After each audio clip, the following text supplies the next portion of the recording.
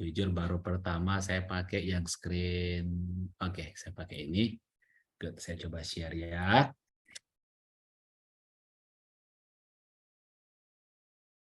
Mestinya baik sudah ya, Ibu Bapak ya, bisa bisa melihat semua ya. Bisa, Pak Romo. Baik, oke baik. Eh, Pengantar tadi ya, Ibu Linawati, terima kasih. Seperti yang beberapa mungkin pernah bertemu dengan saya tanggal 29 Maret yang lalu. eh, saya lebih memilih daripada momen pengajaran itu saya beri seperti yang saya sharingkan di dalam judul itu. Kita ingin berdoa bersama, berdoa dan merenung bersama. Wah, ini presentasinya nggak baik ini Ibu ya, Bapak ya. Saya kurang tahu nih Ibu, Bapak melihatnya share screen-nya ini yang jadi persoalan karena saya pakai dua monitor yang kurang bersahabat Bapak Ibu sebentar. Apakah Bapak Ibu melihat dengan penuh di share screen? Iya, Romo. Oke, baik ya. Oke, baik. Baik, uh, kita mulai saja. Jadi saya malam ini mengambil refleksi karena permintaan dari Ibu Regina kemarin diusulkan bagaimana jika sedikit sharing tentang perjalanan panggilan, lantas kalau bisa memperkenalkan kongregasi, tapi saya sharing sama Bu Regina kemarin sudah sempat menyinggung sedikit tentang spiritualitas dan karisma kongregasi, maka setelah berdoa, merenung, dan memikirkan, saya menawarkan gagasan tema ini, gagasan tema di mana kita diajak dipanggil Tuhan dan dijadikan duta. Tentu gagasan ini berkembang lantas hadir dalam sebuah pertanyaan yang lebih jauh. Kalau kita dipanggil Tuhan dan dijadikan duta, pertanyaannya kita ini duta apaan? Duta seperti apa? Kita diminta Tuhan untuk menjadi duta apa? Maka sebelum melangkah lebih jauh, kita berefleksi bersama dari sudut pandang manusiawinya terlebih dahulu. Ketika kita mendengar kata duta, gagasan yang muncul dan mudah dipahami itu adalah ide seorang duta besar. Duta besar di mana dalam hubungan diplomatik dua negara ataupun kebetulan juga ada yang indah bahwa kita sebagai negara itu memiliki duta kepada sebuah institusi yang namanya Perserikatan Bangsa-Bangsa.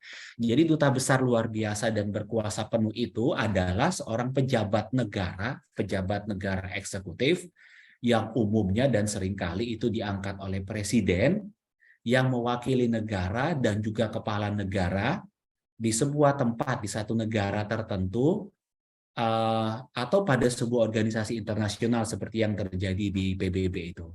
Jadi menjadi duta itu adalah menjadi pribadi yang mewakili presiden atau negara yang diwakilkan untuk pergi dan mencoba membangun hubungan diplomatik yang baik dengan negara atau institusi organisasi internasional di mana duta tersebut diutus. Nah, tentu karena ada sebuah tugas dan peran yang tidak mudah, maka seorang duta itu memiliki tanggung jawab. Dalam refleksi dan permenungan saya menjadi duta besar, ada sebuah tanggung jawab utama, yaitu menjadi orang kepercayaan serta mewakili pribadi yang mengutus atau yang mengirim sang duta tersebut. Jadi seperti duta besar Indonesia, duta besar luar biasa dan berkuasa penuh untuk Perserikatan Bangsa-Bangsa, duta tersebut diutus oleh presiden untuk pergi dan memainkan peranan yang sangat penting untuk membina, membangun hubungan bilateral dengan lembaga atau negara di mana dia ditugaskan. Kelangsungan hubungan diplomatik kedua negara itu sangat ditentukan oleh peranan sang duta. Karena saat pemimpin atau pribadi yang mengutusnya itu tidak hadir, duta besar itulah yang memainkan peranan penting. Tentu, untuk menjadi seorang duta atau duta besar, ada kriteria dan syarat yang sangat penting saya pikir, yaitu harus memiliki pemahaman dan pengalaman yang memadai. Kenapa? Karena menjadi duta itu tentu dia harus memiliki seperangkat pengalaman hidup dan pemahaman. Jadi pemahaman yang nantinya akan dia gunakan untuk menjelaskan, mewakili negara, kepala negara yang mengutusnya, sehingga dia bisa menyampaikan informasi sesuai dengan ekspektasi negara yang mengutusnya, ekspektasi presiden yang mengutusnya. Sambil mudah-mudahan lewat pengalaman hidup, selain pemahaman, pengetahuan yang dia miliki, pengalaman hidup yang dia miliki pun dapat dibagikan. Karena jika si duta yang diutus itu tidak memiliki pemahaman atau pengalaman yang memadai, akhirnya dia hanya akan berperan sebagai seorang informan. Dia hanya memberikan informasi yang memadai kepada institusi, organisasi, atau negara yang diutus. Akhirnya dia hanya sekedar informan yang memberikan data, informasi, dan fakta. Tapi bukan menjadi duta yang semestinya memberikan kesaksian hidup, memberikan pengetahuan, pemahaman, dan juga pengalaman atas negara, institusi yang dia wakilkan. Nah, gagasan dipanggil dan dipilih oleh Tuhan lantas diutus untuk menjadi duta ini, lantas saya refleksikan dalam konteks bagaimana kongregasi kami lewat Bapak pendiri kami, dan nanti lewat pengalaman pribadi saya yang menyadarkan saya dan mengundang suster, Bapak Ibu sekalian untuk juga mengingat panggilan dan perutusan kita sebagai duta. Tentu, kesadaran kita menjadi duta itu adalah kita menjadi duta Tuhan. Refleksi pertama yang saya tawarkan adalah Bapak pendiri kami, itu Santo Guido Maria Conforti, seorang uskup yang menghabiskan dedikasi hidupnya sebagai uskup di Italia, pernah menjadi uskup di 2 keuskupan, di Keuskupan Agung Ravenna dan Keuskupan Parma, tapi yang jauh lebih penting adalah dia yang menjadi Bapak pendiri kongregasi kami. Di pertemuan pertama tanggal 29 Maret kemarin, saya sedikit menyinggung bahwa ada sebuah warisan yang Bapak pendiri kami ini tinggalkan kepada kami, yaitu karisma spiritual kristosentrisme, di mana bagi beliau, kami para Xaverian diingatkan untuk memiliki, menghidupi, dan menciptakan semangat kristosentrisme di mana dalam kehidupan harian kami harus mampu untuk terus-menerus mencari, melihat, dan akhirnya mencintai apa yang menjadi kehendak dan rencana Tuhan. Pengalaman Bapak pendiri kami ini ditimba dari pengalaman salib itu, pengalaman salib yang saya tampilkan, tapi itu menjadi replika yang sekarang kami miliki di kapel induk kami di Parma, dan di tanah air kebetulan di hampir semua rumah formasi kami di Yogyakarta, di Bintaro di mana sekarang saya bertugas, di Cempaka Putih, itu ada salib replika ini yang menjadi salib di mana Bapak pendiri kami ini, Santo Guido Maria Conforti, menimba kekuatan. Waktu dia berumur 8 tahun, dalam perjalanan pergi ke sekolah atau nanti pulang dari sekolah, dia melewati sebuah gereja yang namanya Gereja Damai. Di gereja itu kebetulan ada salib ini.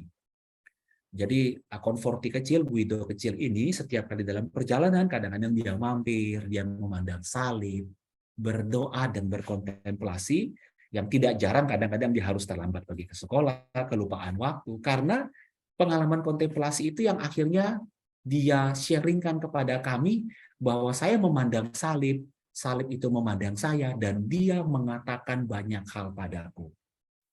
Yang sayang dan kami sedihkan adalah beliau tidak menuliskan apa yang dia terima, apa yang dia terima dari Yesus yang tersalib itu yang dikatakan padanya. Tetapi yang dia bagikan kepada kami lewat surat wasiat yang dia tinggalkan adalah saya memandang dia memandang saya, dan dia mengatakan banyak hal padaku.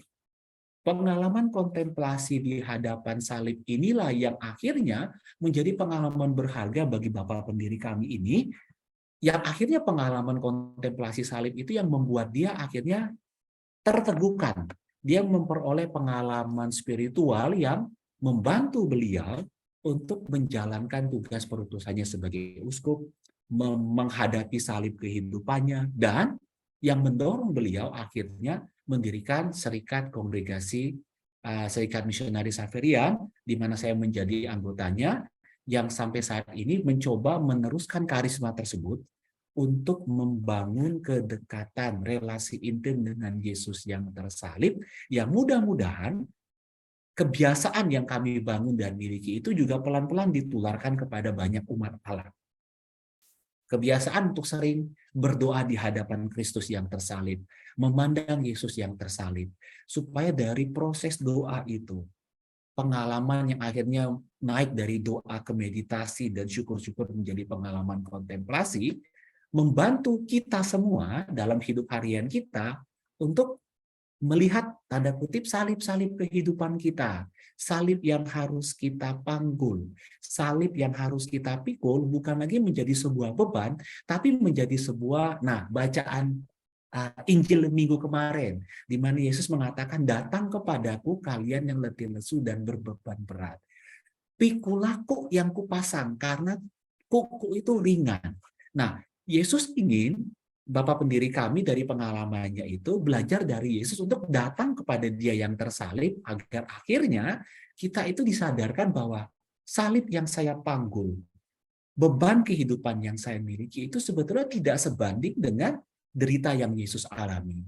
Bahkan di saat itu mudah-mudahan kita pun mampu mempersembahkan salib kita, beban, penderitaan, penyakit, permasalahan hidup kita, akhirnya mengingatkan kita bahwa ya kita belum ada apa-apanya. Salib kita belum sebanding dengan salib Kristus. Dan dari momen kontemplasi itu mudah-mudahan kita menimba kekuatan spiritual yang akhirnya bisa membantu kita melalui menjalani salib-salib harian kehidupan kita. Nah, pengalaman Bapak pendiri itulah yang akhirnya menjadi inspirasi bagi kami para Xaverian untuk mengajak umat Allah, menularkan kepada umat Allah, ini loh, kita harus menjadi duta agar ingat, pengalaman perjumpaan dengan Yesus yang tersalib, kontemplasi dan meditasi di hadapan Yesus yang tersalib akan menyemangati kita, yang kadang-kadang mungkin dalam doa harian kita, dalam meditasi kita, dalam permenungan kitab suci yang kita baca, mungkin kadang-kadang kita mengeluh atau merasa, Tuhan, mengapa beban kehidupan saya berat?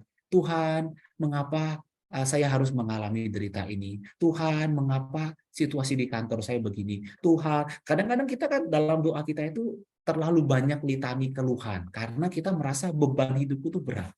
Nah, Bapak pendiri kami ini mengingatkan, cobalah datang ke salib.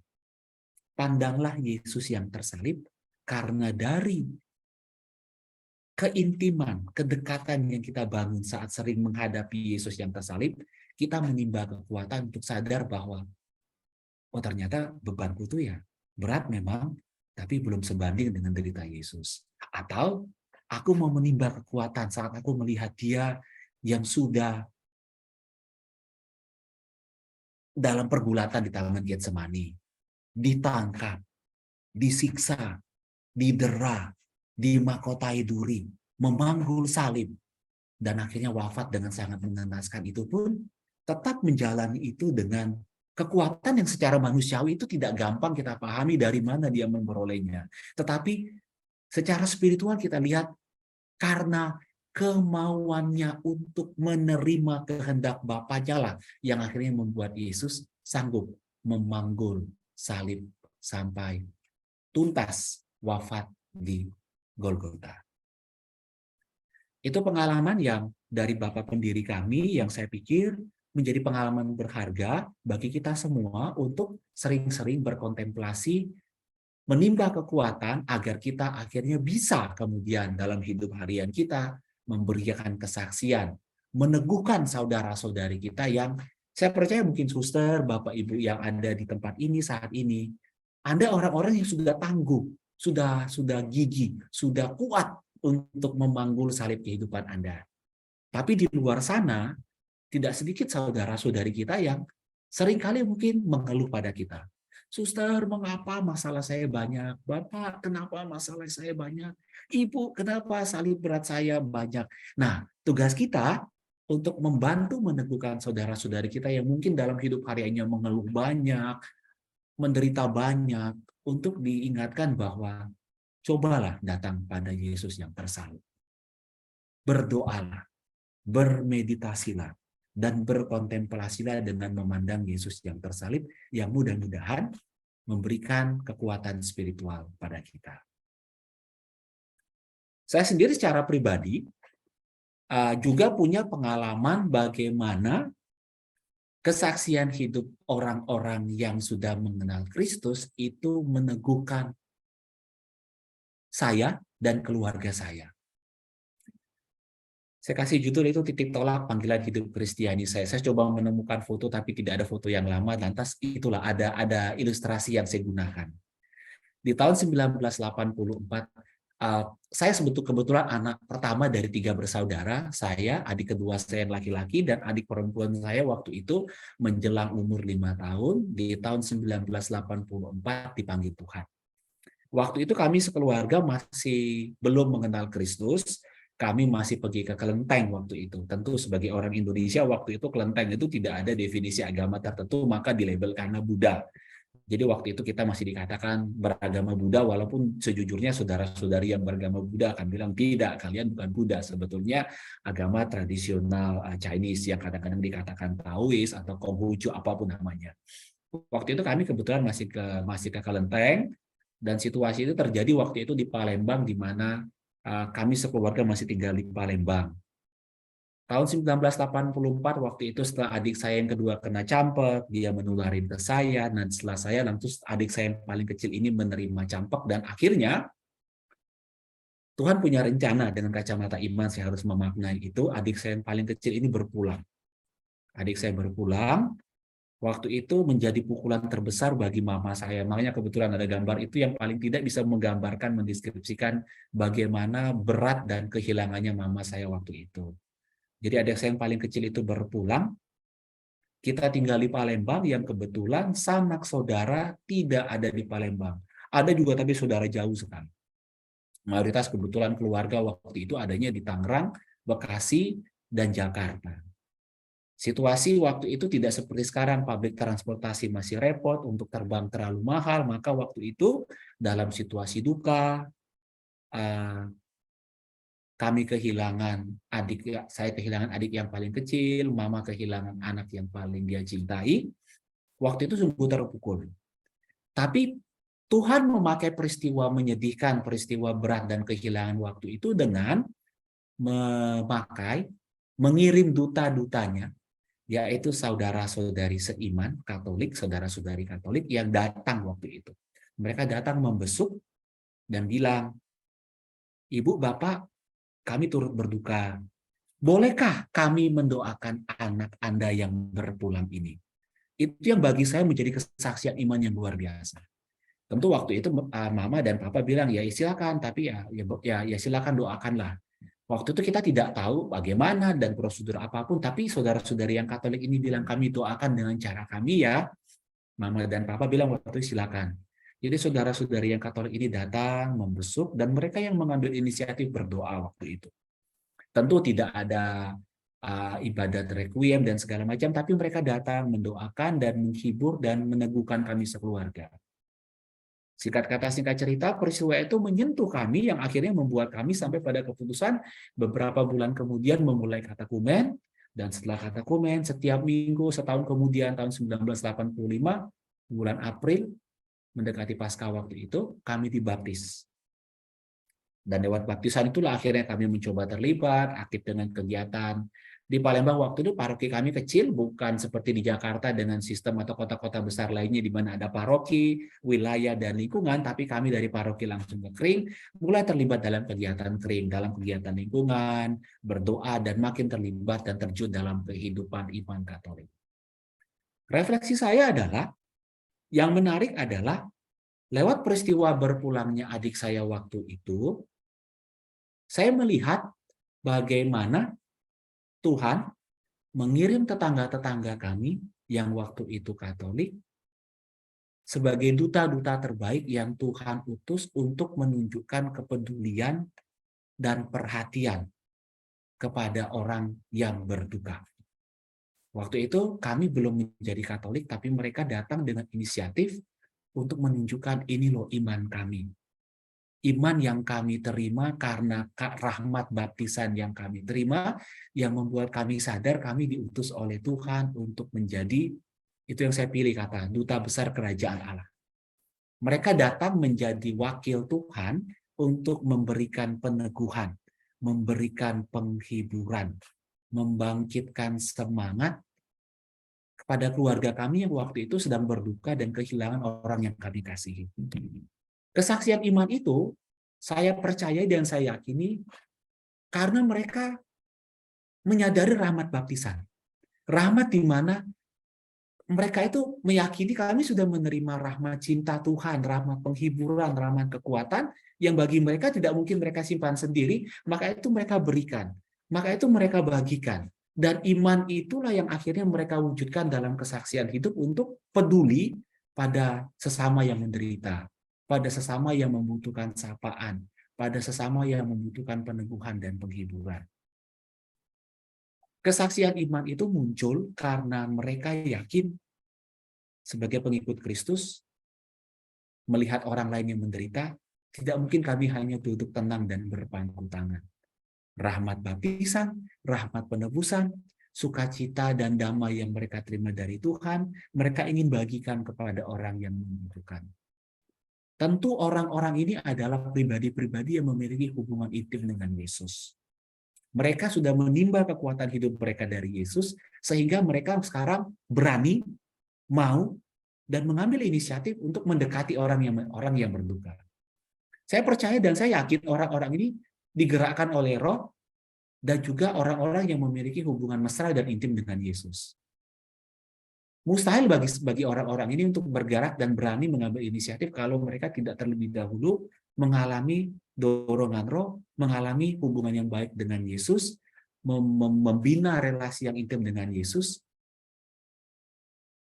Kalau itu tidak mereka miliki, saya ragu kalau mereka mau pergi, mau bersaksi.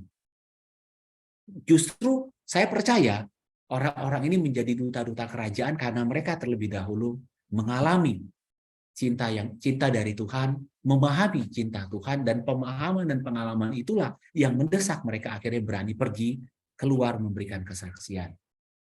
Bagi saya dan keluarga, kehadiran tetangga-tetangga ini sungguh menjadi rahmat, sungguh menjadi pengalaman indah, dan saya memaknai mereka ini adalah duta-duta besar kerajaan Allah.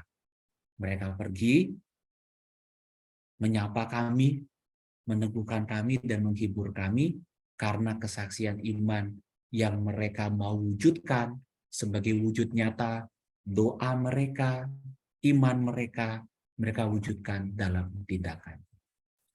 Maka harapan saya bagi kita semua yang sekarang sudah menjadi pengikut Kristus, kita diingatkan bahwa kita karena rahmat pembaptisan, Tuhan pun mengutus kita untuk menjadi tanda kutip duta-duta besar Dia yang diberi mandat untuk membangun hubungan bilateral, hubungan diplomatik yang baik terhadap saudara-saudari kita yang hidupnya masih tanda kutip mencari Allah, atau belum menemukan Yesus yang sesungguhnya, atau belum menjalin hubungan yang intim dengan Yesus. Kita yang sudah terlebih dahulu memiliki hubungan intim dan dekat dengan Yesus, kita yang sudah mengalami perjumpaan dengan Yesus, kita yang sudah sering bermeditasi, berdoa, dan berkontemplasi di hadapan Yesus yang tersalib, kita pun sekarang diutus untuk memberikan kesaksian iman agar orang-orang, saudara-saudari kita seiman yang masih berjuang, bergulat, dan mencari, belum sampai pada pemahaman ini, pada pengalaman perjumpaan dengan Yesus yang sungguh mencintai mereka. Nah, Tuhan itu mengutus kita menjadi pilihan kata yang tadi saya pilih, menjadi duta-duta besar Tuhan, menjadi duta yang diutus karena sudah memiliki hubungan. Dan hubungan intim dengan Yesus ini menjadi mutlak karena kalau kita tidak terlebih dahulu membangun hubungan intim dengan Yesus, memiliki pemahaman sungguh akan cinta Yesus yang sesungguhnya, maka kita nanti praktis hanya menjadi informan, hanya menjadi pewarta, tapi bukan menjadi pelaku firman. Hanya sekedar menjadi pewarta firman, menjadi pengajar, tapi tidak menjadi pelaku dari pengajaran yang kita sampaikan. Maka refleksi dan undangan kepada kita semua adalah, ingatlah bahwa rahmat pembaptisan yang kita terima membuat kita menjadi sahabat-sahabat Yesus, murid-murid Yesus, anak-anak Allah. Dan rahmat itu akhirnya mengundang kita untuk membangun relasi intim dengan Allah, membangun relasi yang dekat dengan Yesus. Dan relasi yang kita bangun tersebut akhirnya mendorong kita untuk siap pergi, memberikan kesaksian iman, memberikan kesaksian akan cinta Tuhan yang sudah kita alami dan kita pahami tersebut, agar orang-orang lain lewat perjumpaan dengan kita itu juga sampai pada proses pengenalan dan pemahaman akan cinta Allah yang sesungguhnya. Maka saya suka dengan gambar ini, gambar yang saya pikir menarik karena Yesus itu semacam menumpangkan tangan kepada para rasul untuk kemudian lantas mengutus mereka. Mengingatkan kita akan peristiwa Pentakosta yang lewat lidah api, tapi lewat penumpangan tangan yang sebetulnya juga kita terima di akhir perayaan Ekaristi. Memang tidak langsung ditumpangkan di kepala kita, tapi waktu imam memberikan berkat pengutusan setiap perayaan Ekaristi, kita pun sebetulnya diutus. Jadi setiap minggu, atau bagi suster dan bapak ibu yang datang dalam misa harian, setiap hari itu setiap kita selesai merayakan Ekaristi atau setiap minggu, kita tuh juga diutus oleh Tuhan. Diutus nih perjumpaan intim dengan Yesus dalam sakramen Maha Kudus, sekarang harus kita lanjutkan dalam hidup harian kita. Tuhan mengundang kita untuk pergi setelah berjumpa dengan Dia dalam Ekaristi. Setelah diteguhkan oleh firman dalam Ekaristi, kita diutus menjadi duta.